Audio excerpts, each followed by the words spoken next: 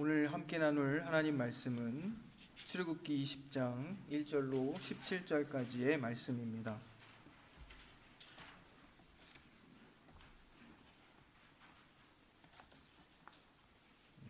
제가 봉독하겠습니다. 하나님이 이 모든 말씀으로 말씀하여 이르시되 나는 너를 애굽 땅 종되었던 집에서 인도하여 낸 내 하나님 여호와니라. 너는 나 외에는 다른 신들을 내게 두지 말라. 너를 위하여 새긴 우상을 만들지 말고 또 위로 하늘에 있는 것이나 아래로 땅에 있는 것이나 땅 아래 물속에 있는 것의 어떤 형상도 만들지 말며 그것들에게 절하지 말며 그것들을 섬기지 말라. 나 내 하나님 여호와는 질투하는 하나님인즉 나를 미워하는 자의 죄를 갚되 아버지로부터 아들에게로 3, 4대까지 이르게 하거니와 나를 사랑하고 내 계명을 지키는 자에게는 1000대까지 은혜를 베푸느니라. 너는 내 하나님 여호와의 이름을 망령되게 부르지 말라. 여호와는 그의 이름을 망령되게 부르는 자를 죄 없다 하지 아니하리라. 안식일을 기억하여 거룩하게 지키라. 엿새 동안은 힘써 내 모든 일을 행할 것이나 일곱째 날은 내 하나님 여호와의 안식일인즉 너나 내 아들이나 내 딸이나 내 남종이나 내 여종이나 내 가축이나 내 문 안에 머무는 객이라도 아무 일도 하지 말라. 이는 엿새 동안에 나 여호와가 하늘과 땅과 바다와 그 가운데 모든 것을 만들고 일곱째 날에 쉬었음이라. 그러므로 나 여호와가 안식일을 복되게 하여 그날을 거룩하게 하였느니라. 내 부모를 공경하라. 그리하면 내 하나님 여호와가 내게 준 땅에서 내 생명이 길리라. 살인하지 말라. 간음하지 말라. 도둑질하지 말라. 내 이웃에 대하여 거짓 증거하지 말라. 내 이웃의 집을 탐내지 말라. 내 이웃의 아내나 그의 남종이나 그의 여종이나 그의 소나 그의 나귀나 무릇 내 이웃의 소유를 탐내지 말라. 아멘. 오늘부터 이제 십계명의 서문으로 이제 십계명 해설을 시작합니다. 오늘은 우리 출애굽기 20장 1절에서 17절의 내용을 전체 읽어서 십계명에 어떤 내용들이 있는지를 우리가 함께 확인하고 또 이 십계명이 언제 누구에게 주어졌으며 그 서문이 특별히 하고 있는 역할은 무엇인가 이런 것을 오늘 이 시간 살펴보려고 합니다. 우리 지난 시간까지 이제 그리스도인에게 있어서 율법은 이제 우리를 정죄해서 좌절케 하는 그런 기능을 하는 것이 아니라 이제 신앙과 삶의 유일한 어떤 규범으로서 역할을 한다. 이렇게 말씀드렸습니다. 이 말은 하나님께서 이 하나님의 계명을 통해서 하나님의 의로운 뜻이 무엇인지, 하나님이 선하게 여기시고 의롭다 여기시는 것이 무엇인지, 또 하나님께서 불의하다, 또 이것이 죄라 이렇게 여기시는 것이 무엇인지를 계명을 통해서 알게 된다는 뜻입니다. 그래서 이것은 우리 모두에게, 모든 사람에게 주어진 도덕법으로서 우리에게 있음을 기억해야 합니다. 우리는 이제 타락하기 전 아담과 하와에게 하나님의 언약과 계명이 주어졌던 것처럼 그 처음에 어떤 역할과 기능처럼 우리 스스로 그것을 지켜서 의롭게 이룰 수 있는 그런 존재들이 아닙니다. 이것은 우리 모두가 전적으로 타락하였다, 죄인이다 이런 뜻입니다. 우리가 우리 안에 있는 그 죄악된 본성 때문에 그것으로 인한 연약함 때문에 우리가 죄의 법에 사로잡히는 것처럼 보이고 또 그 죄에 지는 것처럼 이렇게 느껴질 때 많지만, 그런데 그리스도인들에게 우리가 어떤 새 피조물로서 달라진 것은 그리스도의 영, 성령께서 우리와 함께 하셔서 그의 영을 따라 행하는 우리에게 율법의 요구가 이루어지도록 하셨다는 것입니다. 그래서 제가 이 말씀을 드리면서 이제 여러 번 반복했습니다. 우리가 할 수 없다, 우리는 무능하다, 이것은 우리의 그 연약한 존재 자체를 이해하라는 것이죠. 그것을 핑계로 하나님의 계명을 따라 살지 않으려고 한다거나 우리의 연약함 뒤에 스스로 숨으려 해서는 안 된다는 것입니다. 그리스도인은 우리 자신의 능력으로 하나님의 율법을 이룰 수는 없지만, 그런데 하나님께서 우리와 함께 하셔서 그 율법을 이루어 살도록 하셨다는 거예요. 그래서 우리 안에 선한 의지들, 새로운 의지들을 심어주시고 마음으로부터 하나님의 말씀에 순종하여 살고자 하는 그런 존재들이 되게 하셨습니다. 이 모든 것이 우리 안에 역사하시는 그 하나님의 일하심 때문입니다. 그래서 우리의 능력으로는 할 수 없지만 우리는 끊임없이 하나님의 뜻이 무엇인가에 관심 갖게 되고 그 하나님의 뜻대로 살고자 그렇게 애쓰고 힘쓰는 그러한 자들이 되었다는 사실입니다. 이것을 꼭 우리가 함께 기억했으면 좋겠습니다. 그리스도 안에 있고 성령의 인도함을 받는 우리는 이제 이렇게 율법의 요구를 이루며 살아가는 자들입니다. 그래서 우리가 잘 아는 어거스틴이 이런 말을 합니다. 율법을 성취시키고 자연적 소지를 해방하고 또 죄에 지배되지 않게 하는 것이 바로 은총이다. 이 말은 오직 하나님의 은혜만이 우리의 죄악된 본성으로부터 해방하여 이제는 죄와 싸우는 자들이 되게 하고 하나님의 법에 순종하도록 한다는 것입니다. 하나님의 은혜만이. 그러니까 우리가 우리 안에 하나님의 뜻을 사모하고 말씀대로 살고자 그러한 마음들을 갖고 있다는 것은 이것은 하나님의 은혜가 우리와 함께 한다는 증거입니다. 이런 의미에서 이제 바울 사도가 우리 로마서 지지난주 살펴보았는데 우리의 육신의 연약함 때문에 할 수 없는 것을 하나님이 하신다 이렇게 말하는 겁니다. 하나님이 우리 안에 일하신다. 그러므로 우리는 하나님의 은혜, 즉 성령의 일하심을 의지해야 합니다. 하나님의 은혜와 은총을 구하는 것은 이제 우리가 그런 하나님의 은혜와 은총을 구하는데 그것을 구하는 이유는 그냥 어떤 자기 이상과 욕망을 이루기 위해서 하나님을 동원하려고 그렇게 하나님의 은혜와 은총을 구하는 것이 아니라 죄와 싸우고 보다 더 하나님의 말씀에 순종하여 살고자 할 때 하나님의 은혜를 구하는 겁니다. 하나님 나와 함께 하셔서 내가 하나님의 말씀대로 살 수 있도록 힘을 주옵소서. 하나님의 은혜를 구합니다. 이럴 때 하나님의 은혜를 구한다 이것입니다. 물론 우리가 우리의 일상의 필요와 또 하루의 양식들을 구하도록 예수님께서 말씀하셨습니다. 이것도 사실은 앞서 말씀드린 죄와 싸우고 말씀에 순종하는 그리스도인의 삶이 다 전제되어 있는 것입니다. 그래서 하나님 내가 믿음으로 살고 또 하나님의 뜻대로 하나님의 백성답게 살도록 하기 위해서 주님 내가 너무 빈곤하게도 하지 마시고 또 내가 너무 많은 것들을 소유하여 교만하여지지도 않도록 해주옵소서. 이렇게 기도하고 우리의 필요를 구한다는 것이죠. 한 가지 좀 재미있다고 말씀드리긴 재미없다고 하실 것 같아서 그런 말씀 못 드리지만 한 가지 예를 들면 과식이 죄다 이런 말이 있습니다. 과식이 죄. 십계명 해설 중에 어떤 부분에 나와요.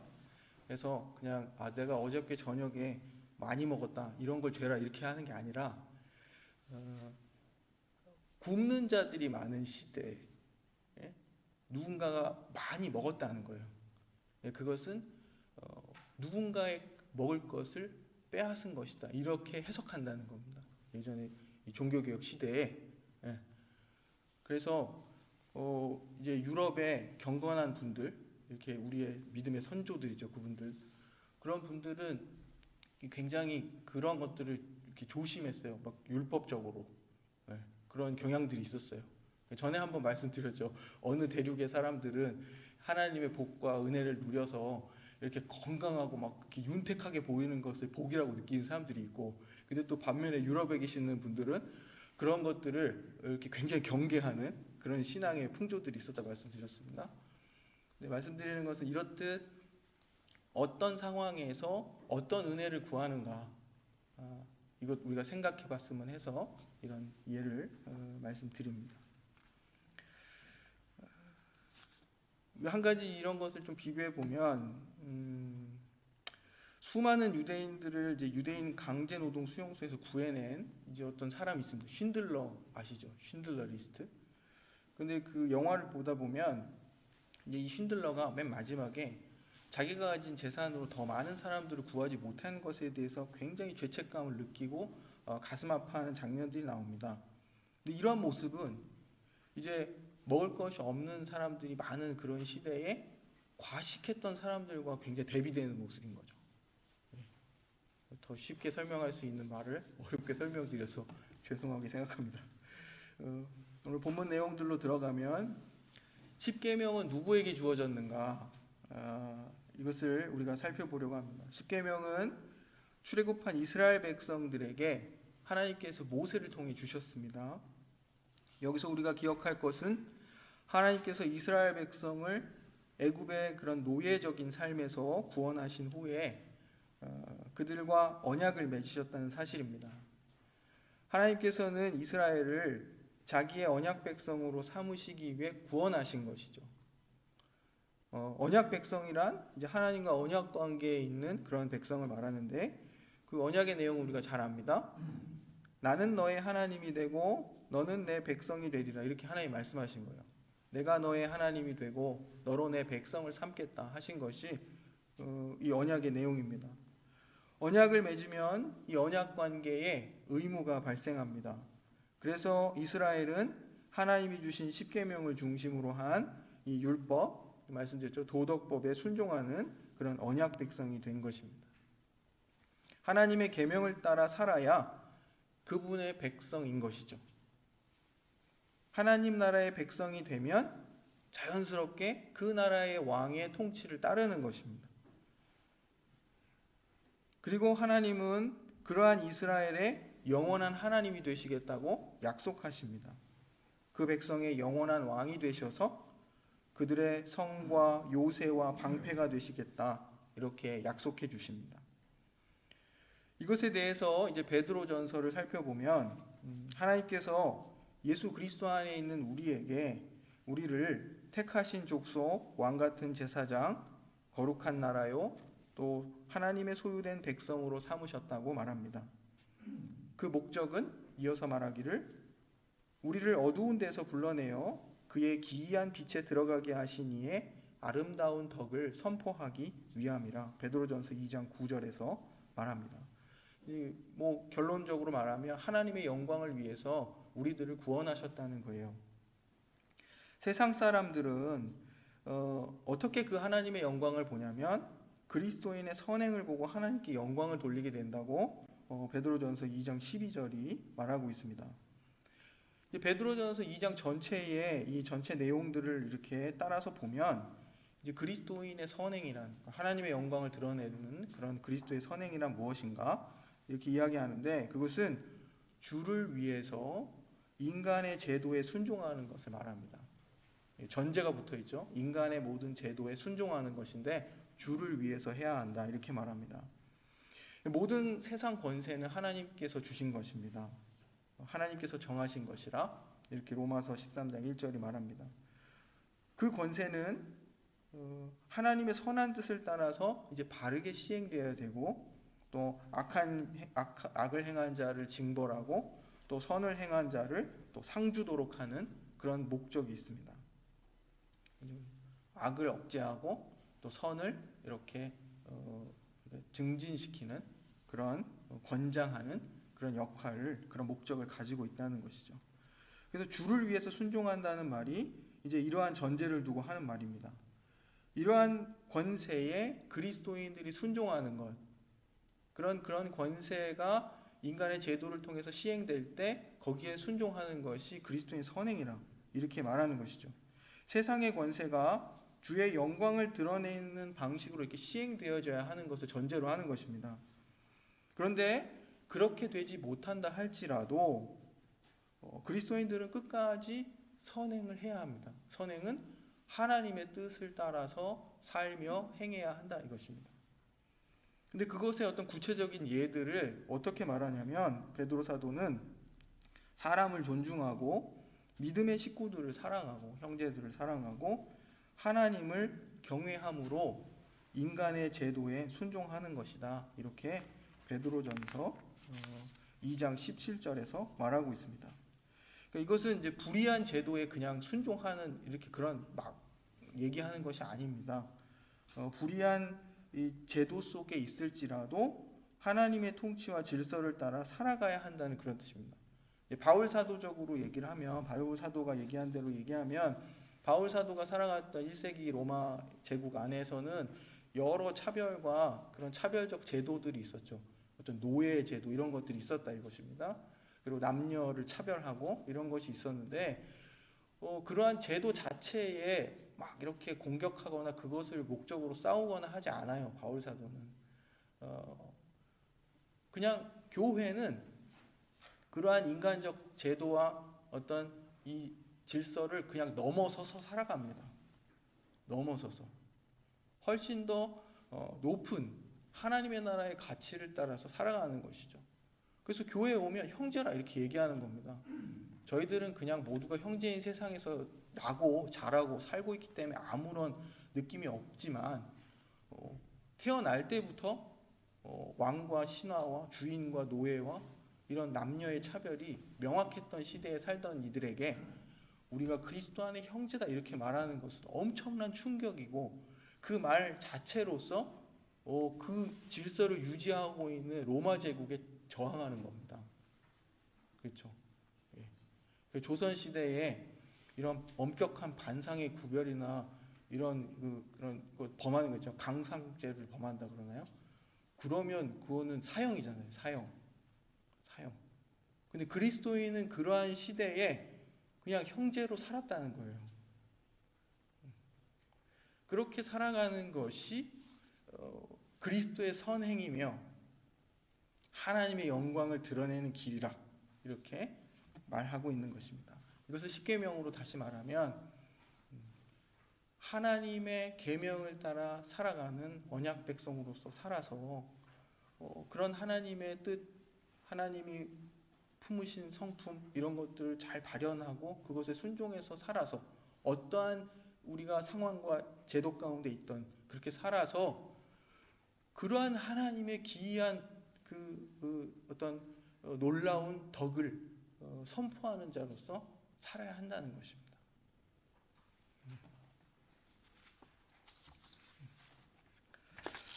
세상은 자기 사랑과 자기 이상을 이루는 방식으로 이렇게 흘러갑니다.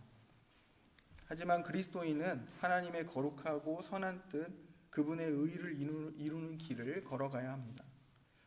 베드로 사도는 그 구체적인 예를 인간을 존중하고 믿음의 형제들을 사랑하고 인간의 제도가 하나님의 영광을 나타내도록 하는 일에 힘쓰는 것이다 이렇게 말하고 있는 것입니다. 이것이 바로 하나님의 영광을 선포하는 그리스도인의 선행이라고 베드로 사도가 말하고 있습니다. 이것의 이제 구체적인 원리와 실천을 십계명 해설을 통해서 이제 살펴보고 이 십계명이 그 내용들을 압축하여 담고 있다는 것을 우리가 확인해 가려고 하고 있습니다. 십계명은 이제 어떤 구성이 있는데요. 서문이 있고 그리고 십계명 내용들이 있죠. 10가지의 계명들이 있고 특별히 어떤 계명들에는 어떤 내용들이 덧붙여져 있습니다. 어떤 그 계명을 좀 더 강조하고 강화하기 위해서 하나님께서 어떤 내용들을 덧붙여 주셨어요. 그래서 2계명, 3계명, 4계명, 5계명 그리고 10계명에는 부가적으로 하나님께서 어떤 말씀들을 더 덧붙여 주셨습니다. 그래서 크게 서문, 10계명 자체의 내용 그리고 어떤 계명들에는 부가적인 내용들이 덧붙여져 있다. 이렇게 이런 구성들이 있음을 살펴보고 우리가 잘 알듯이 1계명에서 4계명까지는 하나님과의 관계에서 우리가 해야 할 본분, 어떻게 하나님을 사랑하고 경외할 것인가, 그리고 5계명으로부터 10계명까지는 이웃과의 관계에서 사람과 사람 사이의 관계에서 어떻게 해야 하는가, 우리의 본분이 무엇인가 이것을 알려주고 있습니다. 이렇듯 10계명의 구조가 있고 또 이 십계명의 서문을 이제 살펴보려고 하는데요. 2절 말씀입니다. 나는 너를 애굽 땅 종되었던 집에서 인도하여 낸 내 하나님 여호와니라. 이렇게 이 말씀으로 이제 십계명을 시작하십니다. 서문을 통해서 우리가 알 수 있는 것은 이 계명을 주시는 분이 누구신가를 알 수 있습니다. 그래서 이 서문을 통해 계명의 권위를 이제 이 계명을 주시는 분이 누구인지를 알게 해서 이 계명의 권위를 이제 높이고 있는 것이죠. 여기서 여호와라 이렇게 하나님께서 자기 자신을 말씀하시는데, 여호와라는 뜻은 스스로 계시는 이라 이런 뜻입니다. 스스로 계시는 이. 이것은 주권적이고 스스로 결정하시며 다른 것에 의해 제한을 받거나 영향받는 분이 아니라는 의미를 담고 있는 하나님의 거룩한 이름입니다. 여호와. 이 여호와 하나님께서 이스라엘 백성들을 애굽의 종노릇하던 데에서 구원해 내셔서 그들을 언약의 백성을 삼으시고, 그리고 그 언약의 어떤 관계의 내용으로서 십계명을 지금 주고 계신다는 것입니다. 이처럼 계명은 십계명은 언약 안에서 이해해야 합니다. 우리가 언약 백성으로서 십계명을 지킨다 이렇게 말하는 것이죠. 여기서 이제 중요할 것은 구원하셔서 하나님 백성 삼으시고, 이 순서가 중요합니다. 구원하셔서 하나님 백성 삼으시고, 그리고 하나님의 통치 아래 살도록 하시려는 은혜의 방도로서 이제 율법, 도덕법을 우리에게 주고 계시다는 것입니다. 율법은 이처럼 구원의 조건이 아니라 구원의 결과로서 주어진 것임을 기억해야 됩니다. 이것을 지켜 하나님 백성 되는 것이 아니라 하나님 백성이 되었기 때문에 이 말씀대로 산다는 것입니다. 굉장히 중요한 것이죠. 십계명의 서문이 우리에게 가르치는 것은 하나님이 우리의 주가 되신다는 것, 우리의 하나님이시고 우리의 구원자라는 것, 그리고 우리가 그의 모든 계명을 마땅히 지켜야 한다는 것입니다. 이스라엘 백성들이 애굽에서 구원받은 이 역사적인 사실은 그리스도의 구원을 미리 보여주는 예표고 또 그림자였습니다. 실체가 아닌 모형이라는 뜻이죠. 즉 장차 보여주시고 이루실 실체의 그림자로서 애굽의 종살이에서 이스라엘 백성들을 해방시키셨다는 겁니다. 그것을 또한 기념하게 하셨습니다. 이것은 무엇을 보여주냐면 장차 완전한 영혼의 해방과 구속을 기대하게 하는 의미가 있습니다. 또한 애굽의 종되었던 집에서의 해방은 이제 이 약속 언약의 성취를 의미합니다. 하나님께서 아브라함과 이삭과 야곱에게 약속하셨던 말씀이 지금 이루어졌다는 것입니다. 정말 그들이 하나님의 백성이라는 것이 증명되는 것이죠.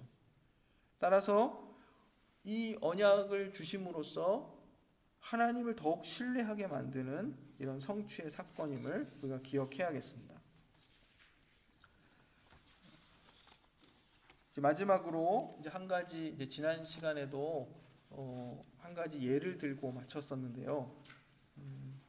이제 사랑의 원리에 따른 이제 제4계명의 이해의 예입니다. 10계명은 이제 사랑의 원리로서 지켜가야 하는 그러한 계명입니다.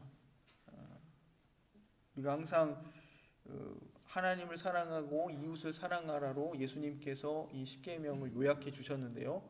이 말은 이 사랑이라는 이 두 글자로서 이 계명들의 어떤 핵심과 원리를 예수님이 요약해 주신 것입니다. 이제 안식일, 그리스도인의 안식일에 대한 준수 내용들은 이제 뒤에 4계명에서 더 이렇게 자세하게 살펴보겠지만, 오늘은 한 측면을 한번 접근해 보려고 합니다. 우리가 주일을 지키고 그날에 하나님을 예배한다는 것은 단순히 그냥 하나님께 영광을 돌리고 내가 하나님의 백성입니다라는 것을 확인받는 그러한 시간을 포함해서 훨씬 더 어떤 넓은 많은 것들을 담고 있습니다.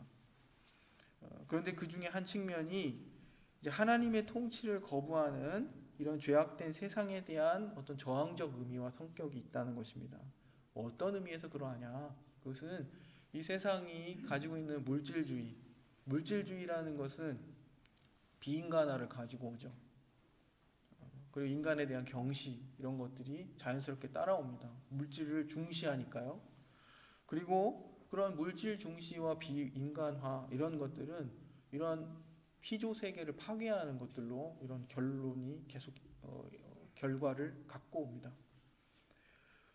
그런데 이러한 세속의 정신에 저항하는 의미가 있다는 거예요. 주의를 지키는 것이 하나님 나라의 가치와 질서를 우리 안에 바로 세우는 기능을 갖기 때문입니다. 그 날이 이제 이것은 예를 들면 요한계시록을 보면 요한계시록은 그리스도의 복음을 담은 책이자 동시에 그 당대에 이제 바벨론이라고 불려지는 로마의 어떤 제국주의에 저항하는 성격을 갖고 있었습니다.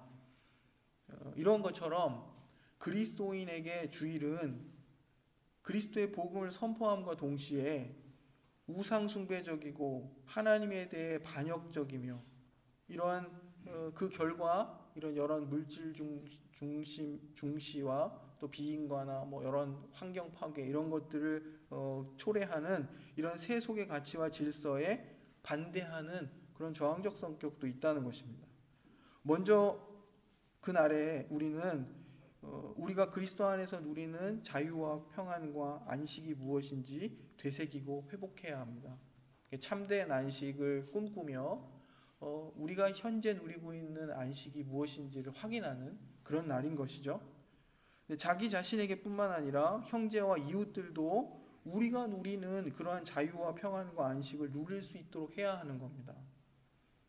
그래서 우리는 이러한 사랑의 원리에서 모든 계명을 지켜야 하는데 안식일 계명 속에 담긴 하나님 아버지의 사랑의 그 뜻을 우리가 바르게 알아서 인간이 안식을 누릴 수 있도록 실천해야 하는 것입니다. 나뿐만 아니라 우리가 이 사랑의 원리에 따라 인간의 안식을 빼앗는 그런 물신 숭배와 비인간화, 환경 파괴 등의 어떤 이런 시류에 반대하고 하나님의 나라의 가치와 질서를 재확인해야 하는 것입니다. 그래서 우리 일상의 작은 것으로부터 이제 이 계명을 적용하고 실천해야 하는 것이죠. 그러니까 우리에게서 안식을 빼앗는 것이 무엇인가를 생각하게 한다는 거예요. 제가 자꾸 거시적인 것으로 여러분들을 이렇게 끌고 가는 이유는 우리들의 신앙이 굉장히 개인화되어 있기 때문입니다. 그런데 이런 거시적인 안목과 동시에 우리가 평상시에 생각했던 우리 개인적인 어떤 시각들을 동시에 갖는 것이 중요합니다. 우리의 안식을 빼앗는 것은 무엇인가? 그리고 나의 안식을 빼앗는 것? 이렇게 생각해 보는 것이죠. 그것은 단순히 그런 정신적 여유를 갖는 것을 훨씬 뛰어넘는 것이라 이것입니다. 영적이라고 말하는 것은 훨씬 더 광범위해서 우리의 세상 전체를 다 관여하고 그것을 말하는 것입니다.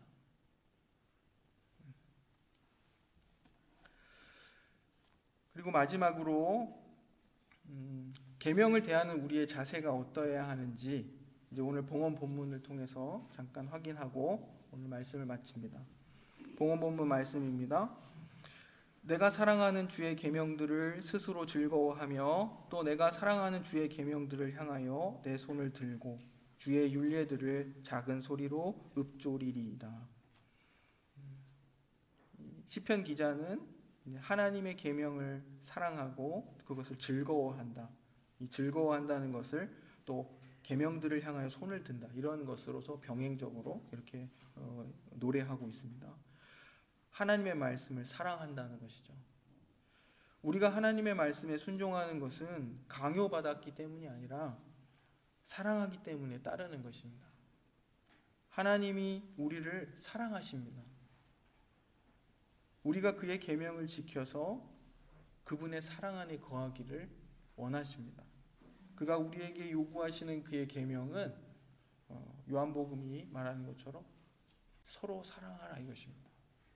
이렇듯 사랑의 원리로서 우리에게 주어진 십계명을 이렇게 바라보고 그것들을 살필 수 있기를 바랍니다.